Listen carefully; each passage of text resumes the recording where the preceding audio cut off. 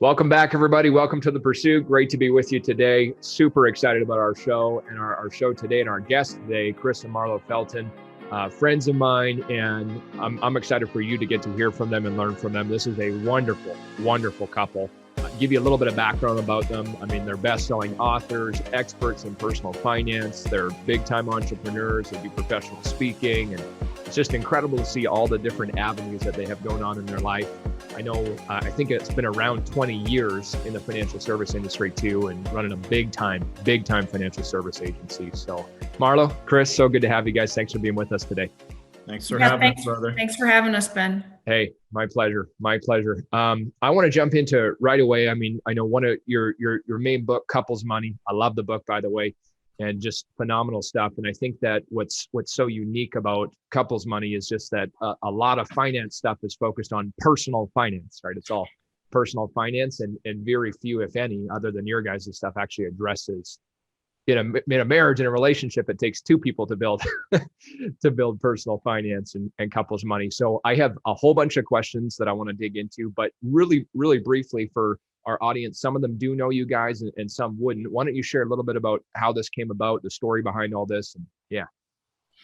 Okay, then we'll have to share the brief version because there's the extended version that we don't have time for. Yeah. So basically, Chris and I met. This is G-rated, so you can't tell the R-rated. I know. I got it. There's an X-rated too in there. Yeah, we don't. No, we don't need to share that one, honey. Anyway, triple X. So, Chris and I met in the financial services industry. I met him.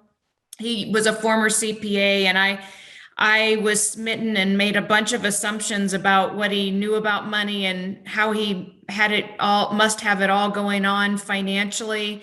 And we committed a cardinal sin, and that was not having a financial conversation before we got married. Mm-hmm. So we got married. We were blissfully in love. We still are, obviously. But we're at that past tense and present.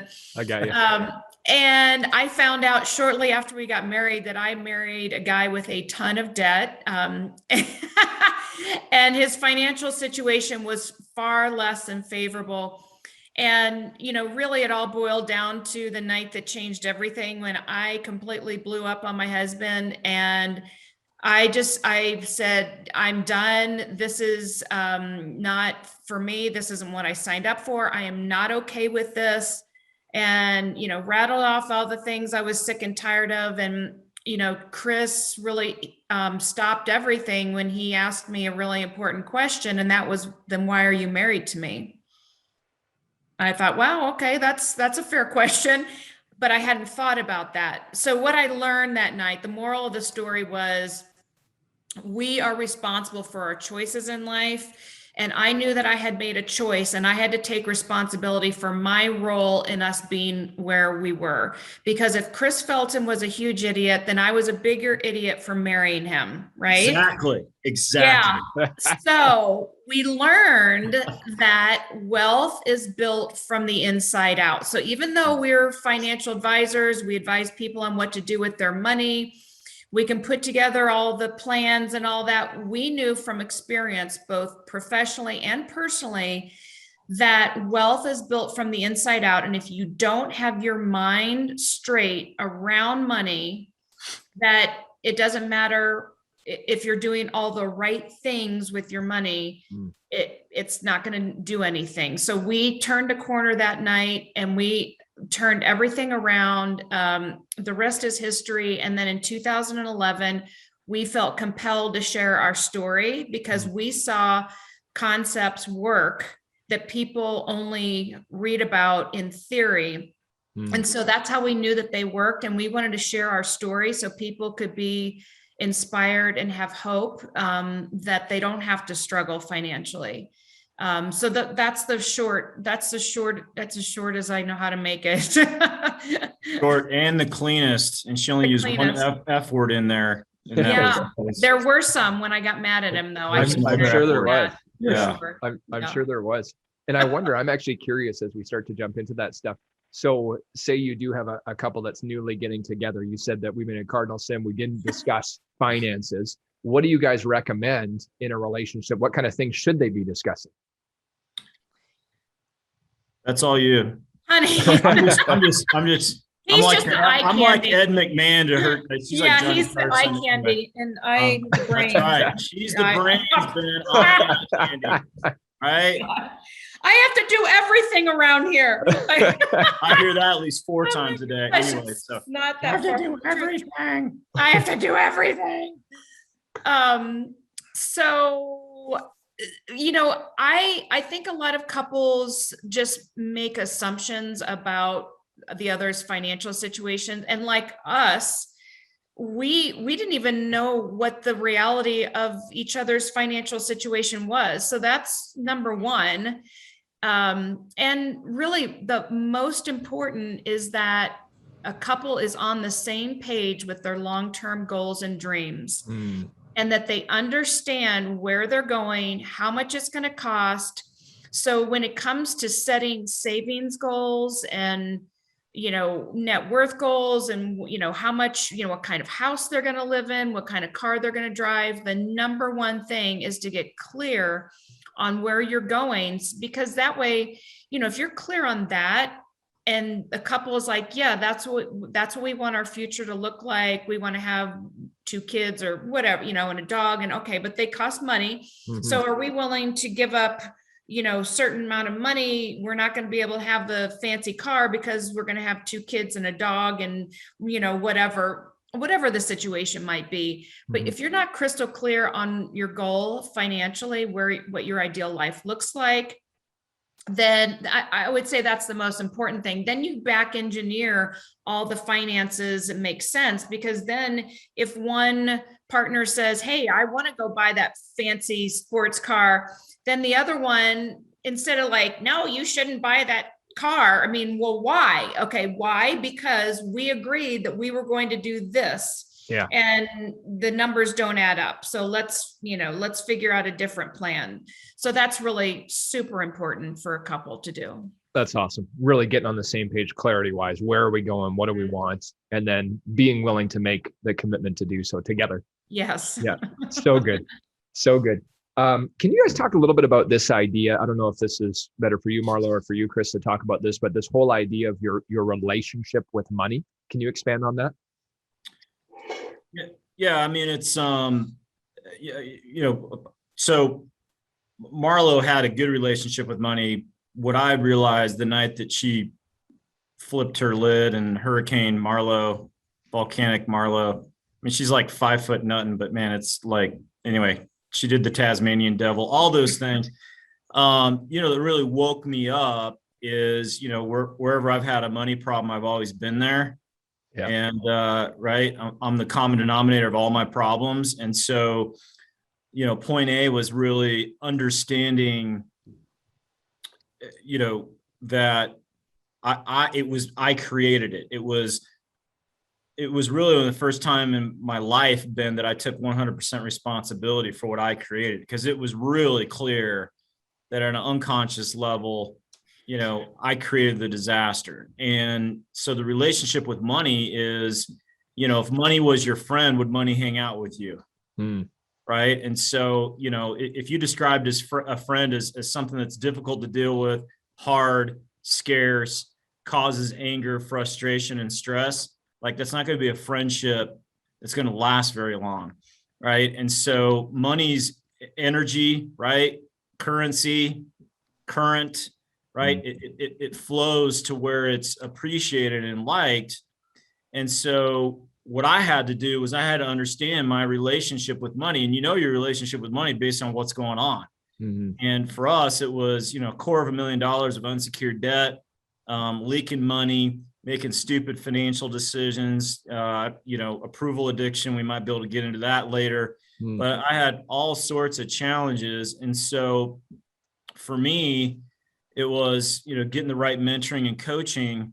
And his whole thing is, you know, you don't have a money problem, you have a money project. And so you got to figure out really, and I instruct people on this all the time. And Ben, you and I are in this, you know, same industry. And, you know, we train a lot of entrepreneurs, but most people if they were to grab a journal, a money project journal, and where you start is just write the word money at the top and write down everything you make up about that.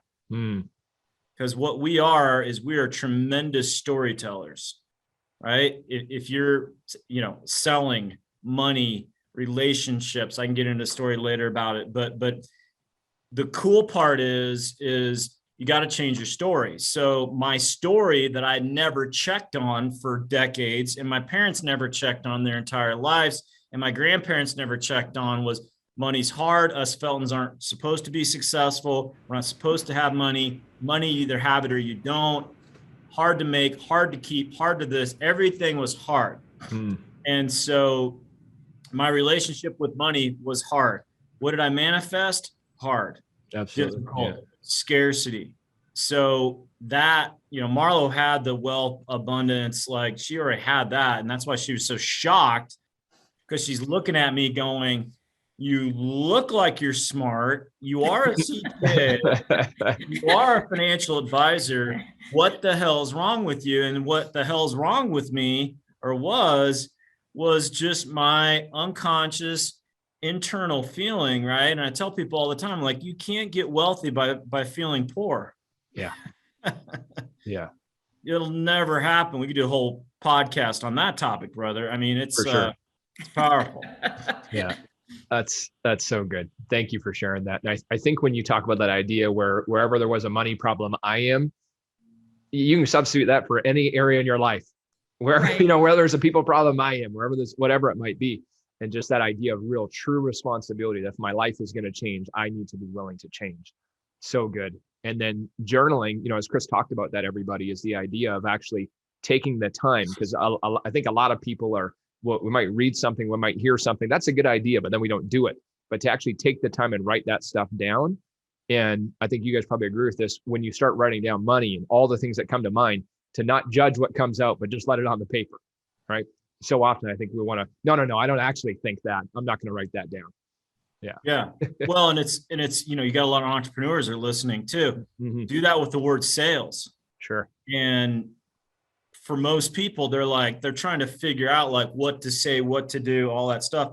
But they literally, I call it running a marathon with a 30-pound bowling ball around your ankle. Right. I mean, that's what limiting beliefs and these horrible stories, that's what it's like. And it wears you out. And so you got to have money, sales, whatever, health, whatever it is, you got to have a better internal dialogue. But the good news is you can flip the script and you can do the work to do it. Yeah. In the book, Marlow, one of my favorite parts, and I think it's almost a paradox in a little way, but you write about sometimes the harder you try to get unstuck, the worse things get. And can you talk a bit about that idea? Well, it kind of ties back to the concept of resistance, of being in resistance, and the analogy that Chris just made with the, running the marathon with a bowling ball tied to your ankle. I mean, you can run as fast as you can, but if you've got a bowling ball tied to your ankle, it makes that marathon much harder than it really needs to be. And that's basically what happens when we're in resistance. So what that looks like is your sign that you're in resistance, because this is a concept that really isn't talked about a whole lot, but I experienced it firsthand with Chris. I was in resistance to what was. I was in resistance to our financial situation. I was in resistance to Chris's decisions that put us in that, and my role in it.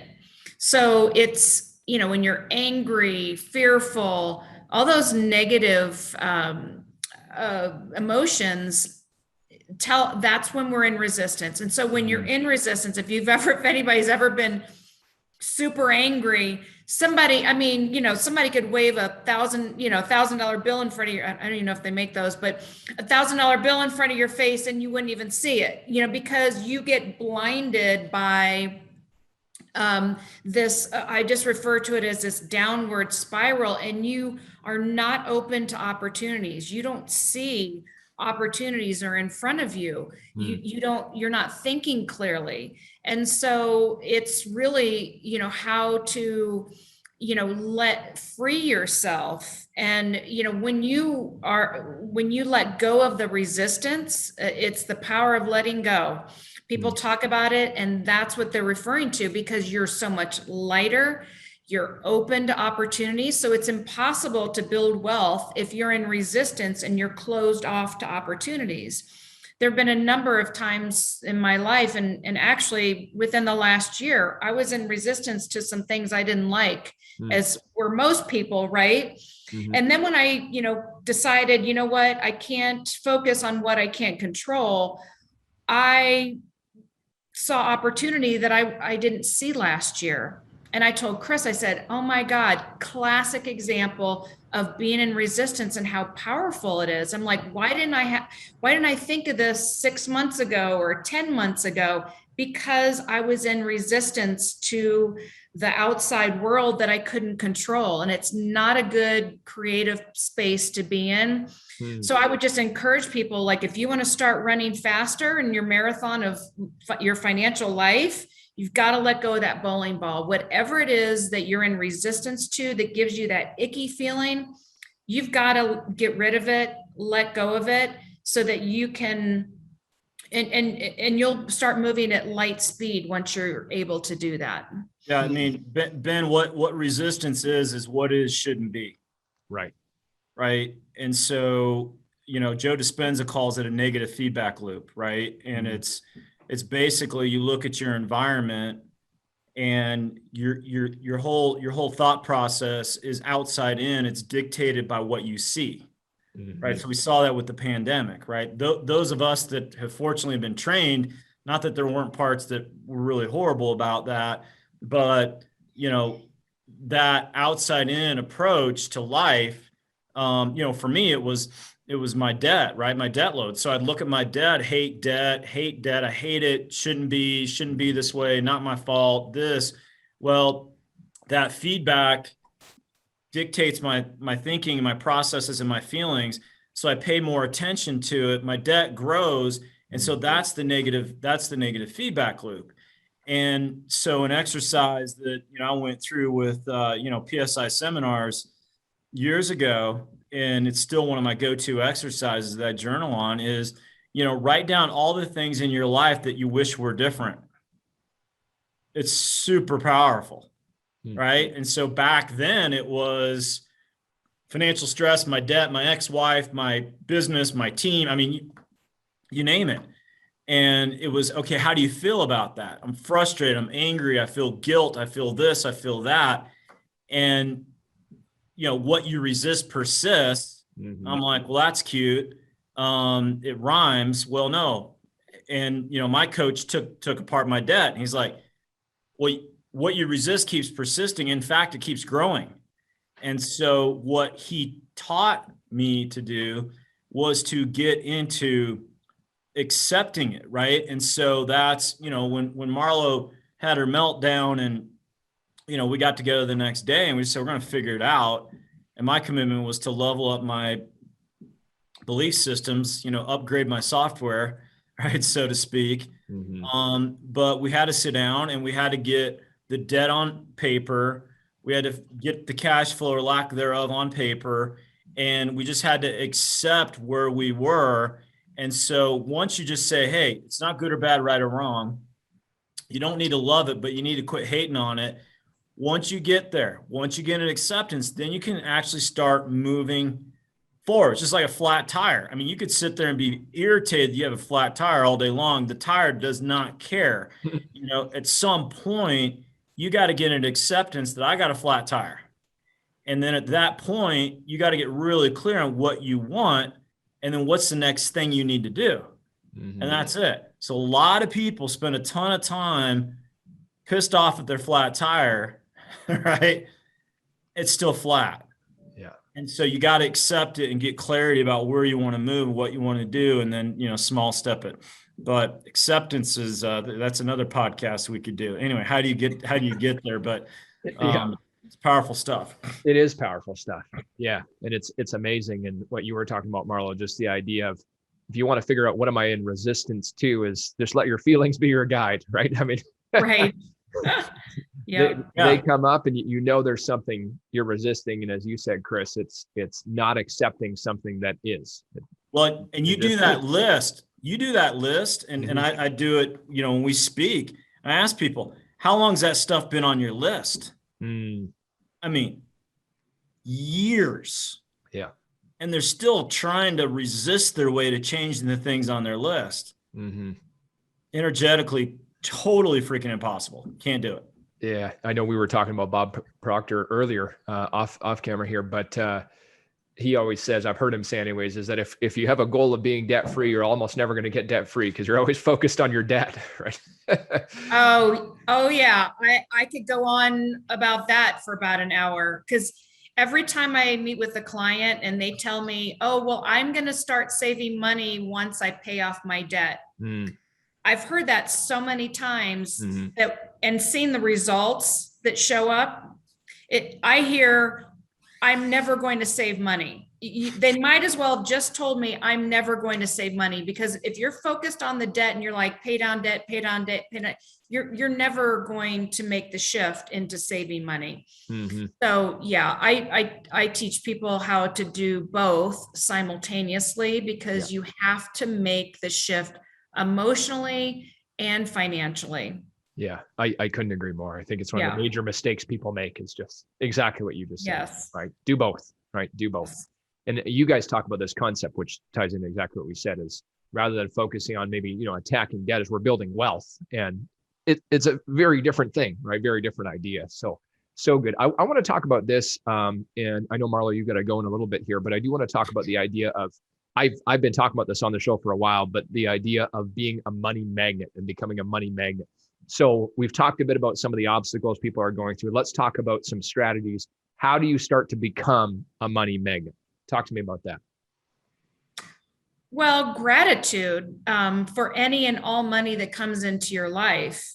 So Chris and I, our company, as you know, Ben, we, get updates twice a week. And it was always like, refresh, we were like, hanging on to pins and needles. And now I kind of forget when we're getting paid, which is awesome. Yeah. But, so we used to we'd get an update, the commission update, and if it wasn't what we were hoping for, it was like, and all this stuff would go through our minds of, it's not enough. Why isn't it more?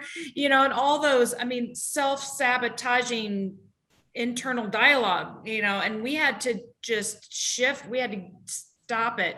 So we had to consciously remind ourselves to be grateful for any and all money that flowed into our life. So it didn't matter if it was not as much as we expected it to be or wanted or whatever. We were grateful for any amount. So, respect for money, not blowing money, which all ties into the gratitude of money, gratitude for what you have. We lived in a house that I did not like at all. That's an understatement. And I had to really work on that one. And I was grateful, because actually the day that I actually sat at my desk in that house, and I did a mental inventory of all the things that I was grateful for. And I said, you know what, my bad energy on this situation it has to stop right now. So I sat there and consciously thought of all the things that I was grateful for that were good. The attached garage, I had to dig deep. But it was within a week or two that we actually came up with a solution, and we actually moved. I think 2 months after that. But yeah, just being grateful, and it's amazing what you'll see flow into your life. But being grateful for any and all money that flows into your life, I would say, is probably step one. Totally. Yeah. It's so good. So good. If we can turn expectations into appreciations. Expectations don't always line up, but there's always something to appreciate, right?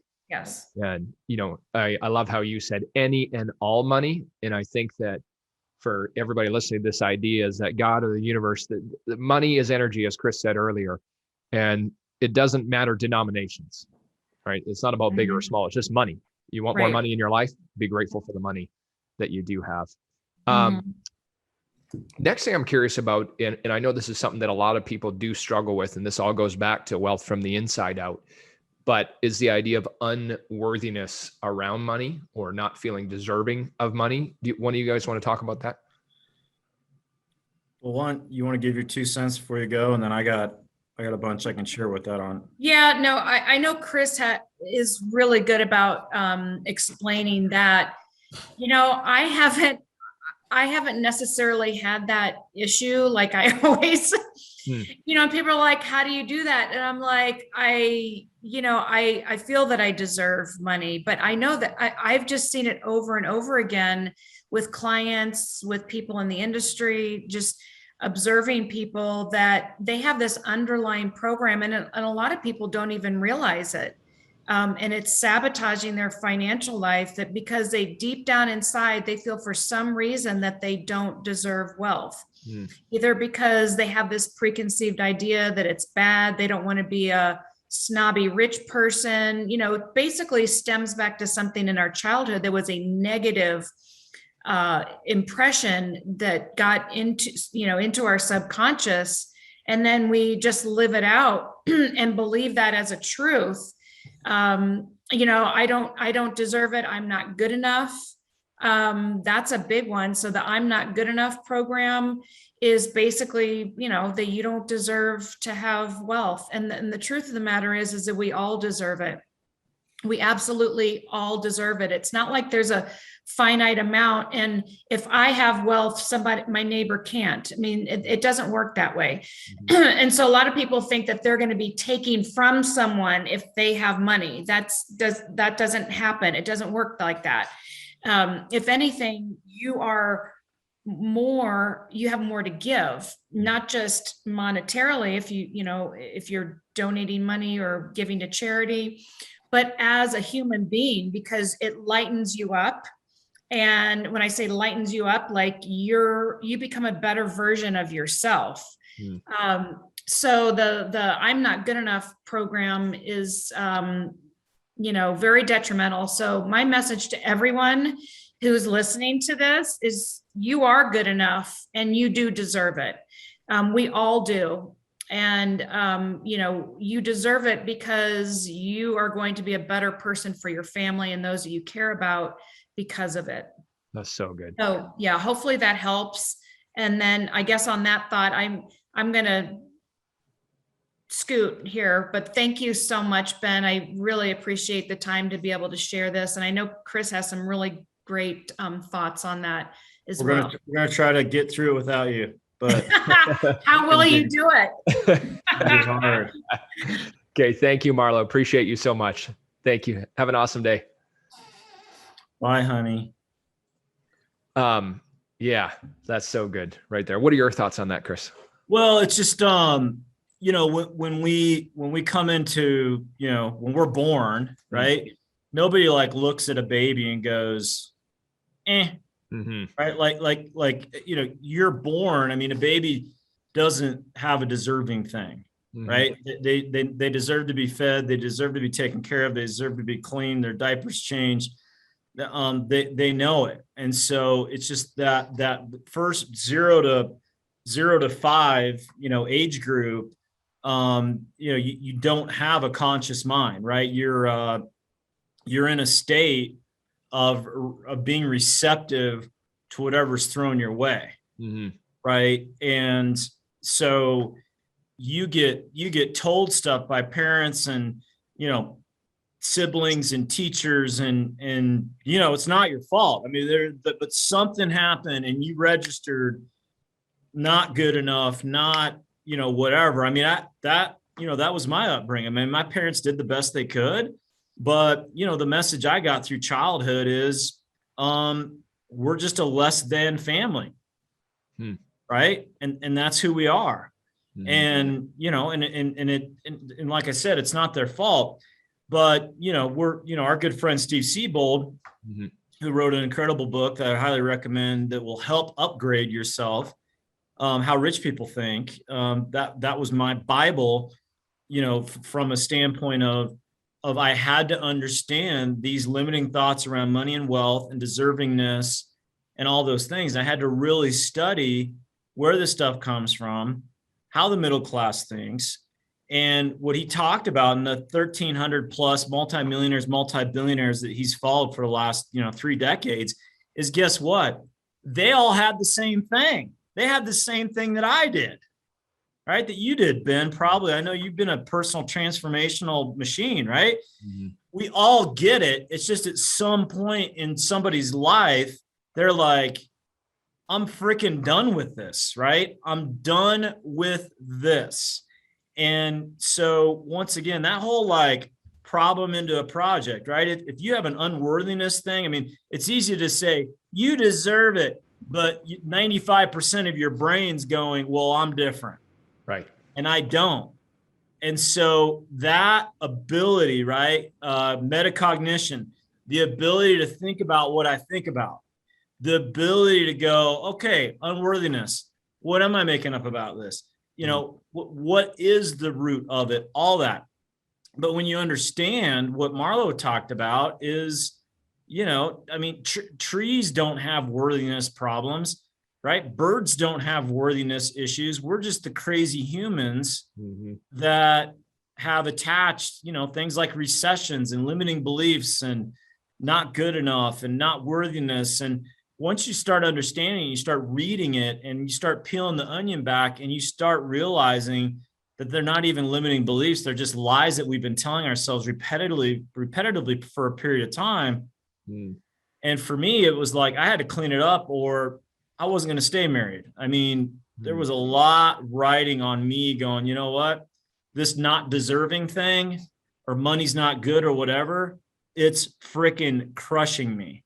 And so I had no choice but to make a shift and change on it. So I don't know if that made sense, what I just talked about, but you got to go to work on it. Like you can't accept I'm not good enough anymore. You got to be like, BS. Yeah. And maybe I don't believe it now, but I'm going to do a little bit of work every day to level up my belief system around, damn it, I am good enough. I'm not there yet, but I'm going to get there every single day. Yeah. It's so good. So good. Because it's really, like you say, it's just a story we've made up. There's no such thing as worthy, unworthy. It's completely made up. And truth is so relative because if you believe it, it's true for you.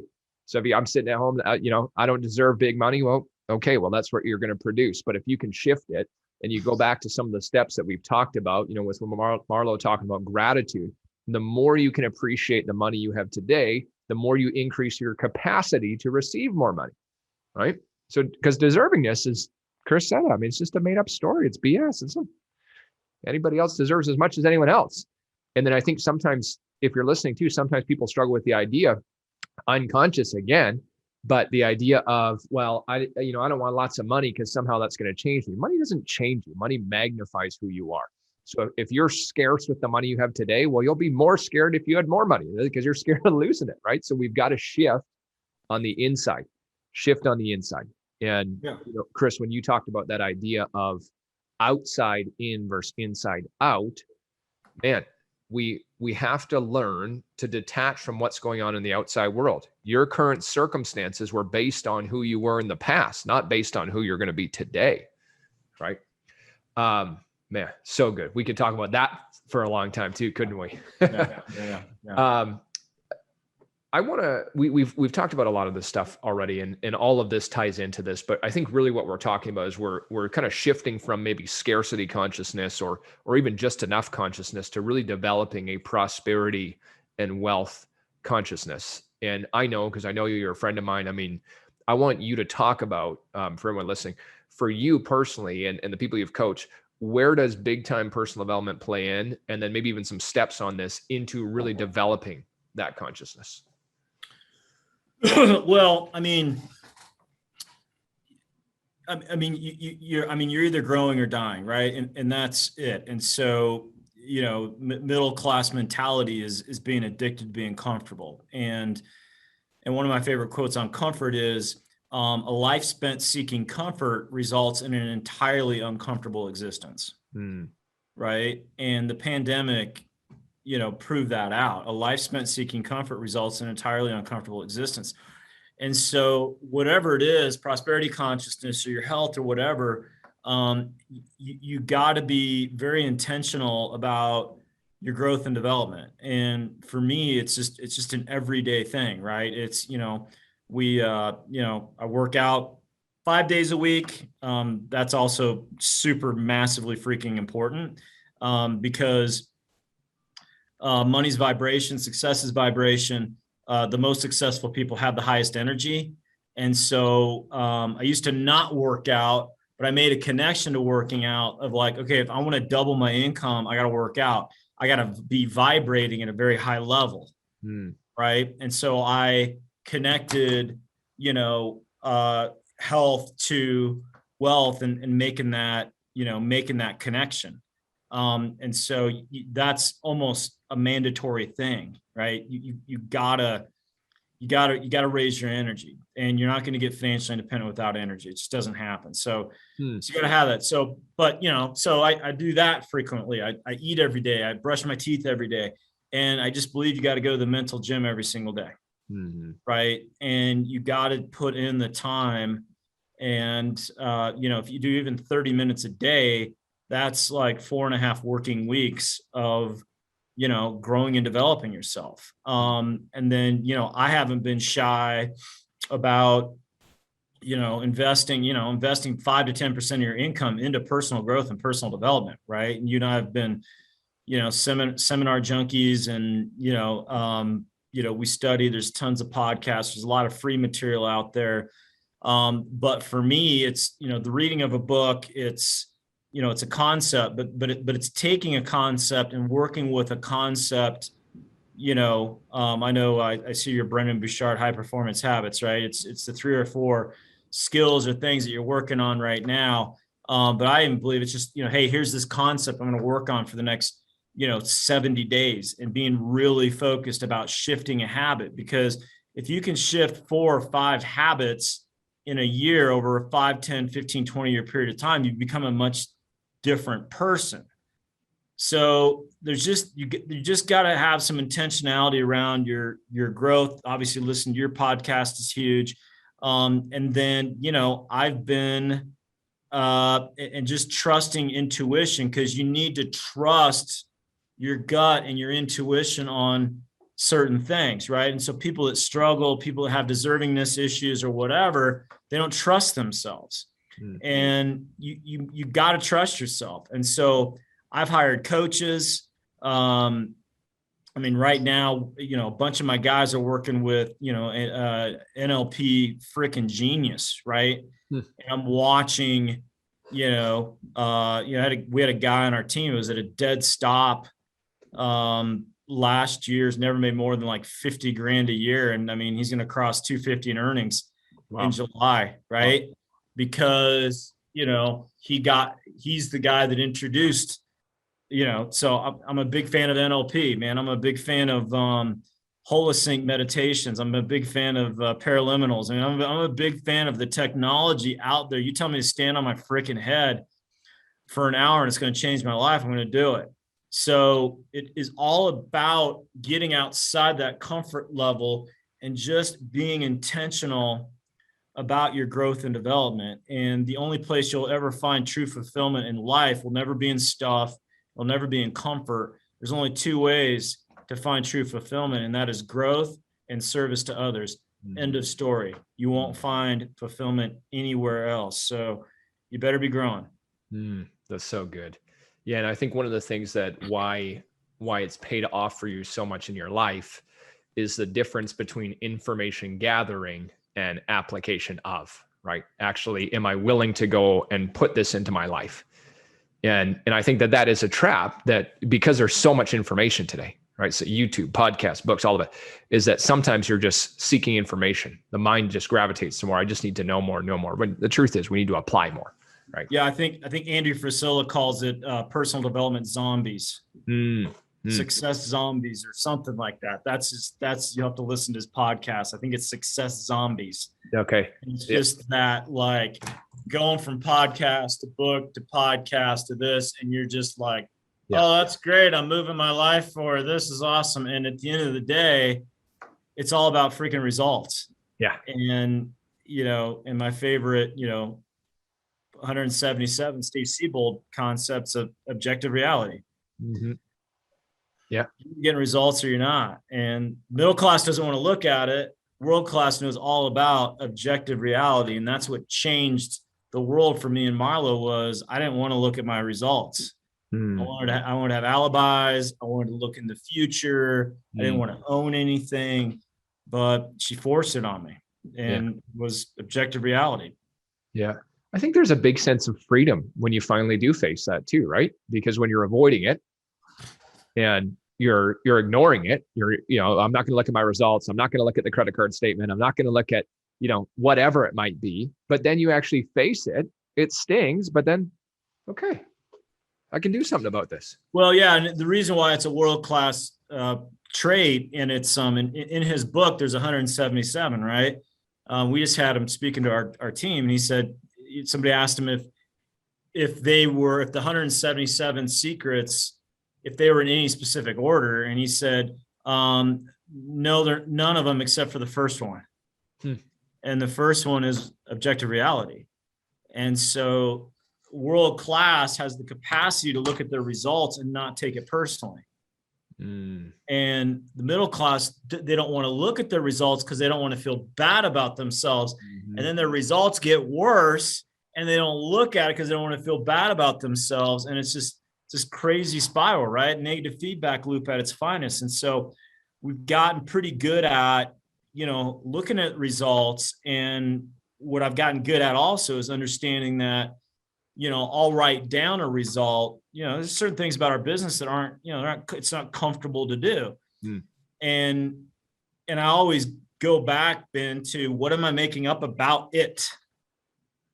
And if I can change what I make up about it, that's more affirming, then I can cut the bowling ball free from my ankle before I get on the journey. Right. Yeah. Yeah. So good. And going back, thinking about what am I thinking about? Right. Yeah. One more concept I want to talk about before we wrap up. I'm excited about this one. And I think it's such an important one, especially for everybody listening, because they're driven, of course they're motivated, they're goal focused. I really want you to talk about this last idea on goal achieving versus goal setting and just kind of breaking that down for us. Yeah. I mean, so once again, I hired a coach for 4 years that, I couldn't afford really. Right. But once again, I left to my own devices, I wasn't getting it done. Right. And I hired a coach who'd been financially independent for decades. That was my requirement, is I needed a financially free coach, not one that had, that read a book and was ready to coach me. Right. So he had to be living the results in his life. And he just said, hey, you're a phenomenal goal achiever. Or he's like, you're a phenomenal goal setter, but you're a horrible goal achiever. Right. And so, so basically what we had to do is we had to get really clear. And it was about just to get us back to square one is I had to double my income. And so what he taught me, and there's been kind of a subsequent book that another guy wrote called The 12-Week Year, that's really powerful, but we had to really take that goal of doubling and, we had to attach emotional motivators to it. Right. And so middle-class thinking is goal settings logical, world-class is goal settings emotional. So he said, why? What are the reasons why? Well, I wanted to stay married. The financial stress on my wife was horrible. I hadn't seen my kids. I mean, all your whys are usually tied back to people. And so I had a long list of whys. And then what we had to do is we had to take that double, and then we had to figure out where I needed to aim for the quarter to hit the double. Okay. But one of the ways we self-sabotage is we go, well, how am I going to do it? And, Mike Dooley, the Notes from the Universe guy, calls it, the cursed who's and the cursed hows. Yeah. And so you don't know how. So basically what we were able to do is take the annual, get dialed into the quarter, right? So we're starting a new quarter. So I got an income goal for the quarter in my mind right now. But then we had to get it down to what do we need to create income in a week? And by chunking that down, the small steps are everything, right? Small steps compounded over a period of time. The world class knows that's the key. Middle class is always trying to change a ton of things. They get frustrated, and you just can't do it. So all the strategies, tactics, and processes, all the how-tos, still to this day, we're dialed into the week and what I need to implement that week. And at the end of the week, it was about course correcting. So what was happening, Ben, was I was making 52 small course corrections over the course of a year, super powerful, versus 25 big corrections on January 1st. And so, in the last concept, and then I'll stop because we could go forever on it, is setting what's called be good goals or get better goals. And so the middle class, the ones that don't want to look at objective reality, they set be good goals, meaning they tie their worthiness, they tie their deservingness, they tie all that stuff into hitting the goal. And if they don't hit it, then they're proving themselves right that they're not good enough. And they have no prayer. So get better goals was all about that quarterly goal and me running as hard as I could through the end of the quarter. And the first quarterly income goal we set, I have next time I see you, I'll show you my 44 quarterly goal sheets that I've had for the last probably more than 12 years. But I ran all the way through the end, Ben, and I hit half of the goal. Most people would have said, okay, I got to lessen it. Or I'm going to set a different goal. You know that. You train a lot of guys. They don't hit the goal, they change the goal. They're constantly flopping around. I always ask my guys, what's your number one goal? Most of them don't even know. So then I re-upped it for the next quarter. I got 75% of the way there, right? Then the next quarter, I got 90% of the way there. And then I increased it by about 10, 15%. So what happened is I missed that quarterly goal about 95% of the time. I kept raising it. I kept raising my identity. I kept raising my income thermostat. And what's happened is, we took our income up more than 5 times since I started doing that. So, get better goals are better than be good goals. Yeah. And you'll start nailing that stuff. And it's amazing what you'll do. And it's cool to go back in my manila folder and look at, all the stuff that I said I was going to do. And they seemed big back then. Now I'm like, why was I thinking so freaking small? Right.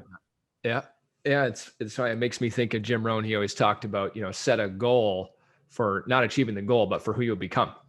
The whole idea of getting better, right? Is that, am I setting this goal so that I'm striving towards a better version of me? Because you know this, I know this. I mean, it's been said however many thousands of times in life, you don't attract what you want, you attract what you are. So the more we can work on us, the better we can become. Then of course, life will respond accordingly, right? It's a wonderful thing, man. This is awesome. I've loved this. I know, especially because I know some of the conversations you and I have had many times, but we could literally talk about all of this for days. Last question for you. I know you've studied tons of this stuff, become an expert in it yourself. Give me a few of the top books, resources you'd recommend. Someone says, okay, I'm ready. I want to shift my wealth consciousness. What are the top resources you'd recommend? Yeah, I mean, I really think if I had to pick, like, if everyone's like, hey, I got to pick one book, it would no doubt be Bob Proctor, You're Born Rich. I mean, I know he reads Think and Grow Rich every day. He's been doing that for 60 years.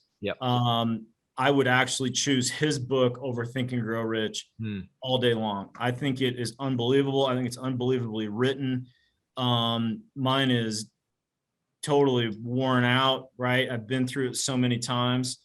So that stuff's good. I think the 177 Mental Toughness Secrets, I think How Rich People Think. I think releasing baggage, there's these are things that work for me. PSI seminars is size seminars is Proctor wrote a bunch of the material for that. That's a very interactive, experiential. We've had a couple hundred of our agents go through it. Sizeseminars.com. Can't recommend that enough. Meditation is do-it-yourself meditation. Centerpoint.com. Point with an E on the end. And then couplesmoney.com. Holy cow. Anyway, there's good stuff out there. So just that stuff, and you don't want to get overwhelmed by it. There's a 177 concept I'm studying right now. I've been reading that same page. I think I'm about 10 days into reading that same page. Just over and over. Yeah. Yeah. And it's changed how I've been interacting with people because I've gotten lazy in certain things. And so you just got to be on it, man. And, we need constant reminders all the time of what it takes to become successful, but you really need to understand the laws that create success. And unfortunately, we don't learn this stuff in school. Unless you get mentors like you and I have had, we would have never known. Never. And the reason, at least in the United States, 96% of Americans retire broke is they don't understand the laws that create success. It'd be kind of like living your life and not understanding how gravity works, right? I mean, you should probably understand that. So yeah, get an understanding of that so you can align yourself more closer to the laws that are going to create what it is you want out of your life, and ultimately bless a lot of people in the process of you growing and developing. 100%, man. 100%. And you're so right. Just the idea of, we got to study this stuff all the time because we're not conditioned for this, right? This is not what the rest of the world is teaching us. And if you don't guard your mind, if we're not taking that time to repetitiously repeat these great ideas over and over, I mean, you'll tend to drift, right? We all do. Yeah, man, this has been awesome. On the note of blessing lives, this was a podcast that is going to bless a lot of lives. You guys are phenomenal. I love what you're teaching. I love what you're bringing to people. I love that you're, again, moving from just the individual to the couples, because money's a challenge. So I think it's the number one cause of divorce, right? When we think about that. So these are things that matter so much. Listen to this episode over and over. Go to couplesmoney.com. Connect with Chris and Marlow. I know Chris is on social media as well. You can check him out there. And just get in touch with this stuff and really take a look. When you listen to this podcast, make sure you pause. When Chris talked about some of those ideas of, okay, get out your journal, do this. Those are the things you can start actually doing to apply to start to change from the inside out, rather than waiting for the outside world to change. More money won't solve your money problems until we change on the inside. Agreed? Amen, brother. Amen. Thanks again, man. This has been awesome. Yeah. Appreciate it, brother.